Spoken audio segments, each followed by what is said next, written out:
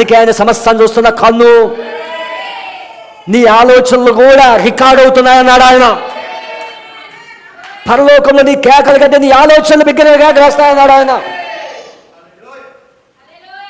అందుకే నా ప్రియమైన సోదరుడా, ఇది నటించే కాలం కాదు, ఇది నటించే కాలం కాదు. యుద్ధంలో ఉన్నాం, ఇప్పుడు యుద్ధ రంగంలో ఉన్నాం. అందుకే ప్రవక్త అన్నాడు, మనం పిక్నిక్లో లేము, యుద్ధంలో ఉన్నామని చెప్పాడు ఆయన. దయచేసి సమయం వేస్ట్ చేసుకోకండి. ఎత్తబడే సమయం దగ్గర పడినది. ప్రవచనాలు జరుగుతూ ఉన్నాయి, దేశాలు విచ్ఛిన్నమవుతూ ఉన్నాయి, ఆర్థిక వ్యవస్థలు కుప్పకూలిపోతూ ఉన్నాయి, షేర్ మార్కెట్లు పడిపోతూ ఉన్నాయి, ప్రపంచం 3వ ప్రపంచ యుద్ధానికి సిద్ధపడుతూ ఉన్నది.